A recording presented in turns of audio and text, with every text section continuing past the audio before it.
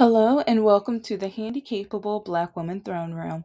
My view of humanity is a whole new tea. And we're going to be talking about Riri Williams from Ironheart. I know it is a fictional show, Marvel, Disney Plus, but we need to talk about it because when I talk about Black women versus the world, Black women versus US, Black women versus almost any other nationality because they don't get us. They don't Some of them want to hate us. And some of them, it's really interesting how some of them want us, because I almost say us because they want us because they want our help. But then after they get our help, they want to push us down. They proved that with the last election. And that's one thing that just keeps getting to me because it's really funny how now some of them are like, we need to come together. We are all humans. We are all, yeah, we tried telling you that back in the day, a few months ago. But then some of you were mocking us. Some of you were putting down Kamala Harris so badly. Vice President Kamala Harris so badly. Some were like, she doesn't have a platform when she had that platform. She had, and you know what? One day I'm even gonna have an episode being real petty, talking about all of the awesome things she had with her platform. And I want you guys just to remember this. Who is the actor that went up and played McDonald's? Literally went and played McDonald's. They shut down a McDonald's location and technically hired, because I don't know if they got paid, but I know they got free food. It's like they chose like Orange Man supporting McDonald's customers to get in line to get food. So then when they went and got the food, they can praise him, uplift him, and everything.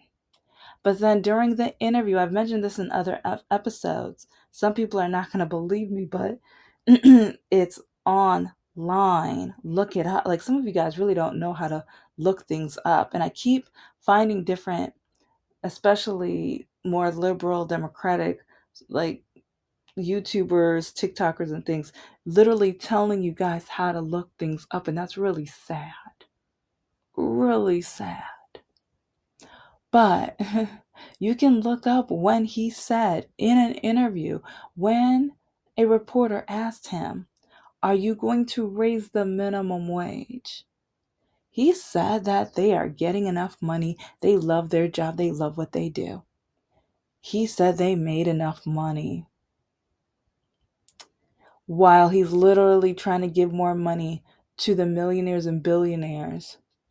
While, yes, I think Democrats slipped up and kept saying the economy is getting better without digging into the core of the economy and realizing that the people who are uplifting the business owners are not doing all that great. The economy for those that are working for the upper class is they're not doing all that great. Homelessness and things not looking so good. Needing aid from the government, not great. But it's crazy how people kept wanting to say they're the same when they were not the same at all. And some are just now waking up and realizing that. And some people are not only uplifting this of what's going on, but they're encouraging it because they love to see other people suffer. And that's been interesting. And one area where a lot of people love people to suffer is even with entertainment, is when you get to see a main character that doesn't look, quote unquote, to the MAGAs normal. Because we have to remember what happened with The Little Mermaid. And I keep saying this, but then it's really funny how people say, have receipts. It's like, have proof. You're ignorant when I literally show you guys racist, bigoted messages that I find online of people even calling Haley Bailey an N word and everything like that. But yeah, that's not good enough. That's not enough proof.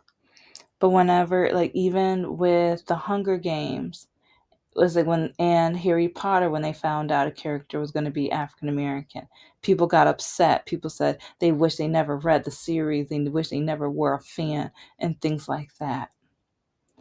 And it's like the list goes on. I've talked about this in other episodes, so look at those, check those out with the receipts, with the screenshots of people being so racist. I haven't even shown them all. If I go back to those, there'll probably be some new ones and disgusting, highly, like there are some that I could even screenshot because I don't want to remember those images. I don't want those in my mind, in my head. And also, that reminds me of how parts of America sees me. And I just see a lot of hate whenever the main character is especially not a white male. They have an issue. They don't really have that much of an issue if it's especially a thin, stereotypical, attractive white woman. No, because they wanna, yeah, men want to see that on screen any day. Yeah, I mean, but it depends on the part. It depends on the part, of course. But with African Americans, they only want to see us playing certain parts. They don't want us in intellectual types, even if they're real life. Because, oh no, I forgot the name of the movie and book, but I hear that they're trying to ban it. And it's about the beautiful, amazing, intelligent black women with NASA. And they're the reason because they're mathematicians. It's like on the tip of my tongue, but yeah, I've been doing a lot of research and stuff today, so I'm like, oh, um, but anyway, it's like they're banning that book now. They're banning that book in some states. That and some of them the reasoning is so stupid. So I might do an episode on like yeah, I have too many topics that I need to cover, but we need to be careful out here. The 92% knew this. We knew the racism that bleeds through the veins of this country. We tried to tell you, but then a lot of you didn't believe us, or you mocked us, or you said it was our fault. But now what's coming to pass? And then watch the people who are enjoying this. Watch the people who are enjoying what's going on right now. But, okay. A lot of them are the ones hating on Ironheart. A lot, it's like, that's a fact. Like, come on. It's like, I have even watched some where they were viewing a group of white men, probably all voted for the orange man, stereotyping and putting down Riri Williams. And they're like, oh, she has a stepdad. Oh, we know, like, and oh, Riri, what kind of name is that? It's like, oh, we know she's black. And it was just like, how come, like, how come MAGA people, how come certain white people always think that everyone has to follow them, that we all have to be like them, when all around the world, especially in America, we're supposed to be diverse. Wouldn't it be really boring if the country was all the same? Everyone was the same. That'd be real. Like, what would make you an individual? What would make you stand out? And like, it's the way that these men were degrading and trying to drag her. When no, I watched the first two episodes and I'm just like, okay, we getting into it now. And even the trauma of what happened to her best friend and the mental health of her and her best friend. Because if you know what happened at the end of episode 2, which I really want with Patreon, I want to do a live for my Patreon fan, and like just discuss it and everything like that, but I'm gonna wait a little bit. I want to make sure, like, but first I'm gonna say watch it.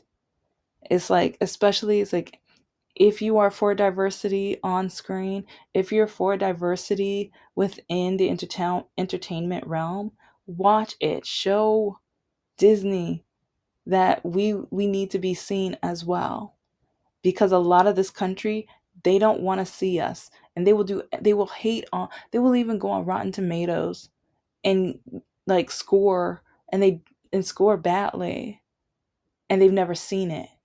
but they see it's a black woman. And they hate us so, and that's the thing, they hate us so badly. They hate on us so much. They'll steal our ideas, they'll drag us down as much as they can. They want us to go back and work their farms for some stupid reason. Yeah, they didn't think about that, did they? Yeah. So throughout this episode, you're going to see different articles that you can click on and different videos and stuff that kind of prove how I'm going to see if I can find this video of these disgusting, awful, terrible, bigoted men. In my opinion, though, they are no good, racist, bigoted, like ignorant, poorly educated men. Yes. Yes, in my opinion. Because for one, they started saying, oh, yeah, it's like stepdad. We know what that means, divorce and all this other stuff. Oh, okay. Let me get petty. Because most of the relationships that I've had when dating a white guy, his parents were the ones that were divorced, sometimes twice.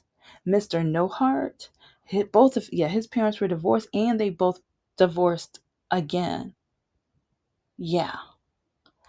And then Mr. Lockakey is like, I mean, his mother passed away, but he had the the kind of the quote unquote stepmom he had. That was the one, if you listen to the episodes, the one that kept trying to call me a no good N-word and how come an N-word trying to be educated and all, like, yeah, go back to that episode because she was okay. Not even in my opinion, she's a racist, no good, stupid, idiotic bigot. Because, like, once you keep yelling out the N word to the point where neighbors are coming outside, threatening her, telling her if she ever tries to bully me, if she ever tries to confront me, that they were going to take care of her. So it's not in my opinion. She is a no good bigot. She is nothing but a racist. Yeah. Yeah. And so it's like, you want to talk about having step parents? Yeah, you should have hung around some of the guys I've dated, like a lot of their parents, because it's 50-50. And now in the second marriage, 60%. So it's like they want to put her down for having a stepdad. But at the same time, you have to kind of look at it on the other side too. If someone is willing to be a step parent, that's selflessness, because that means that child's not biologically yours. But it's like, and I'm not saying all step parents are good step parents. There are some that are just like probably the ones in Cinderella and Snow White and all that mess. But you have some who are selfless and will treat you like their own. And while watching the episodes, you saw that. You saw their connection and their love and everything. And how she went and thought, she kept thinking back to even that dreadful day when she lost him and the emotional collapse. So I don't know. It's just, part of me is just like, when these no good, bigoted white men, in my opinion, start trying to tear down, yeah, she's a fictional character, but a lot of black women, while watching it, can connect to her in different ways. Some because of maybe the divorce or separation, or mom and dad never got married, but it's like maybe having a stepdad come into the house and that relationship and bond and things like that. But it's not just black women.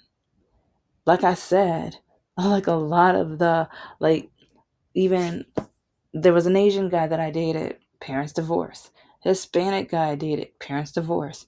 I was like, I'm trying, like, with some of the black guys, one of them I remember, but a lot of them were still married. We're still together. Some of them I didn't know how. It's like, I'm just like, ooh, only God could keep that. Only God could keep that together. But they were still together. Sometimes I think about that with my parents. But hey, it is what it is. It is what it is. So don't put down like, even if it's a character, if you don't know their story. And as a child, you can't control if your parents stay together. So for somebody to try to put down, like, because even while listening to like these no good, in my opinion, bigoted, awful, terrible, ignorant men put down that she had a stepdad. I'm like, okay, what about your viewers? How about your viewers who have a step parent? Yeah. It's like, so you're basically putting them down too. Yeah. But then also, it's like they were like, oh, I bet it's in Chicago. I bet it's here. I bet, yeah. It's like, yeah, okay, look up the most violent states. And you don't have to because I already did it. Here's an article. Yeah. I'm not going to go too far into this, but I don't know. It's just all of the things they were saying, and it was just so, in my opinion, just so ignorant and stupid. Because it's like, at least look some stuff up before you open your mouth, before you say something. Because even with a lot of the crimes, it's like people always want to stereotype black people with doing crimes. It's like, if you've been listening to my episodes, you already know the time when Mr. No Heart's mother started telling me about how all of her kids, not just one or two, all of her kids have been arrested. And then she said it was my turn. Yeah, she was so disgusted when I was like, we never been arrested. She was so upset. And she was just like, but you're black. Oh my gosh, she's so, in my opinion, she's so racist. And the thing is, like, a lot of people who want to say there's no more racism in this country, I laugh because I'm just like, how come I have faced so much racism? How come I have faced so much bigotry? It's like, it must be a privilege that you get to ignore what's right around you, all around, because I like, how can you have not faced any? And I have faced it since I was a child. I have memories back when I was a child. Even when I first, like, becoming a young woman, I remember our mom telling us to go pick up some stuff from the grocery store. And while walking in, there was a guy with a hate group tattoo. Right, like, he had a tank top, and you could see the hate group tattoos on his body, just plain to see. He was proud of it. He didn't care. He didn't care. So it's just crazy how people are like, there's no more racism. Race, like, only there's only racism because you guys bring it up. It's like, if you guys just be quiet about it, we don't see color anymore.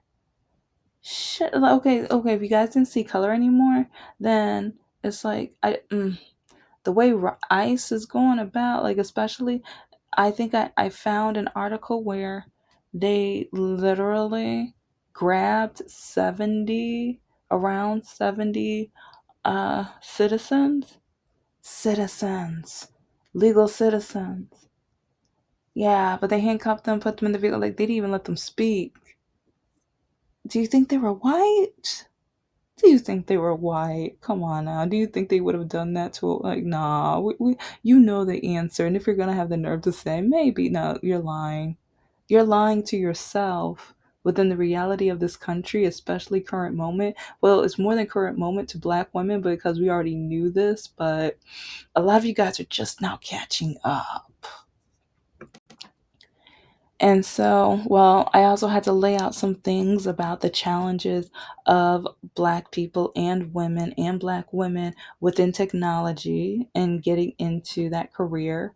But I know it's trouble. I know how the dilemmas and things like that, because even teaching K through 12 and college back in the inner city, I kept hearing teachers even either say, you're just going to be a nerd. You're going to try to be white. Why would you try to be smart? Why would you get into computers? The principal literally tried to bring I think it was the first program or one of the robotics programs to the school to start a team. And I was encouraging it. I brought students. I told students, it's like, you're really good at this. You're really creative, and it's like, you're really smart and bright. Like, it's like, you can really get into this, because I thought it's like, down the line, they can have a career and maybe not, if not computers or engineering, or like maybe just something either in the sciences, or at least this would encourage them to learn, but also to learn what they love to learn, so then they can get a career based off of that. So, but I know robotics, especially working as a team and things like that, it's like it could teach you teamwork and how to come up with your own ideas, originality, and things like that, time management. But how come some of the other teachers were mocking them, teasing them? Oh, it's like, you better never talk to me again if you join that club. You better never even step near me if you. And it was to like with especially some of the not well behaved students. Yeah, it's like for one a certain teacher who literally convinced other students to get in fights. Yeah. Yeah, they were like, "No, you have to talk to me. I can't lose." So then, yeah, I don't.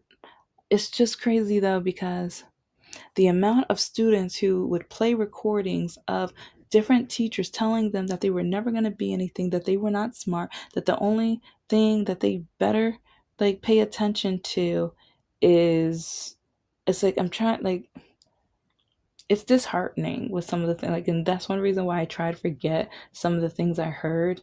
But especially the science and math teacher, she taught both subjects. She like, if you only knew how many students would come to my classroom and then they had their cell phone out. I was like, uh-oh, like, now what happened?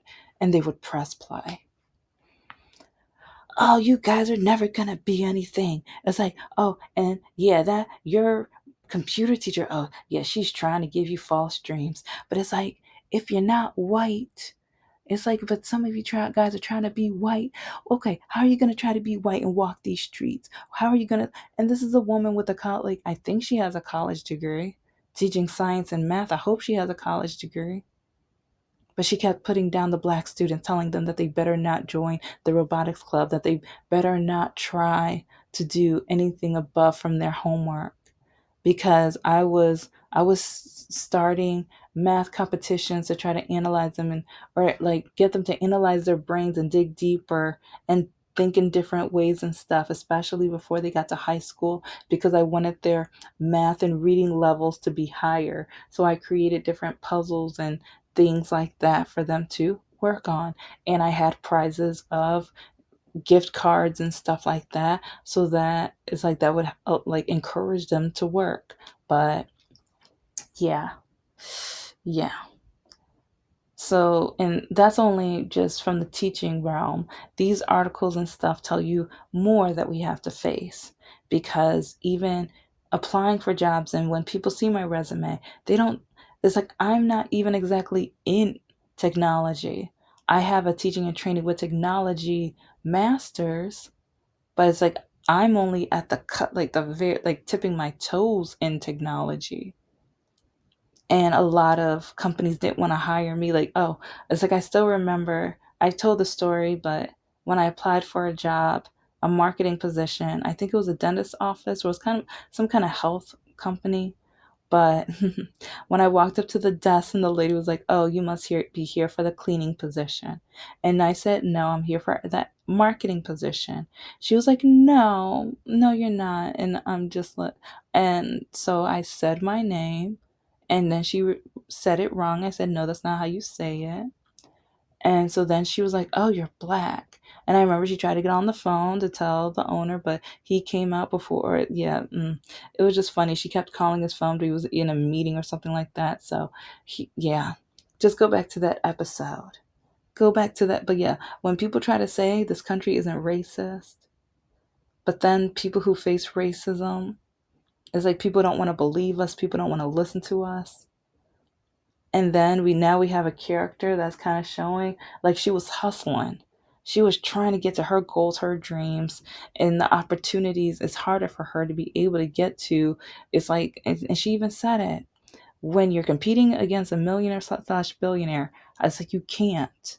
If you don't have the right resources as the rich white male millionaire, billionaire, it's like, how can you compete? She is so smart, so brilliant. But smarts and brilliance will only get you so far. It's who you know, and it's the fact that she knew the right people to at least get her to that point. But at a certain point, it's money, it's financial. So then she was stuck in an area where she wanted to move ahead, want to go forward, but she didn't have the money, she didn't have the funds. So with a lot of the stereotyping and the disgusting talk and behavior, I just have to say, it's like, would you I need to look up what they said about She-Hulk. It's like, 'cause I know I heard some, because the thing is, yes, they did put She-Hulk down some, but not to this level.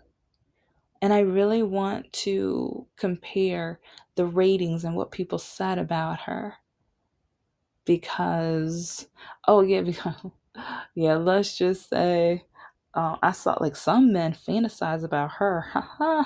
Some men fantasize her about, yeah, I can't say like what yeah, let's just say some of you guys are naughty. Haha, you guys are naughty. But, and I think, see, that's the difference. Like, some men,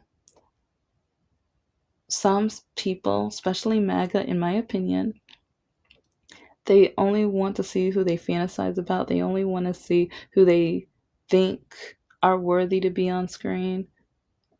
And especially when it comes to Black women, they always think that we are not good enough, that we can't be smart enough, that we can't be talented enough, that if the story is about us, the plot can't be interesting enough. But let's just say I looked up Riri and Williams. And yeah, it's gonna be like, you might have already seen the links to the episode and everything, or the links to the articles and everything, because remember, I'm petty. And so even if you look at the character, examine the character, and it's like, when you watch the episodes, examine, look deeper, because already I've seen so much. And to me, it's so amazing and layered. And even with the villain, ooh, I got questions about that villain. I will admit though, because yeah, you guys already know, yeah, I'm done dating men with criminal past. Yes, I'm so done. But I gotta admit, this one's pretty. See, it's like, no, because that's the thing. There are some attractive men that have criminal past, but like this villain, he's gonna probably end up, messing with Riri's future, at least for, part of the plot and everything like that. So I don't know, it's just, but then she has that other potential. Well, I mean, I know the villain's not like a potential love interest, but then his colleague, the one that's good with knives and everything, like the way they were kind of talking, I was kind of like, what's going on here?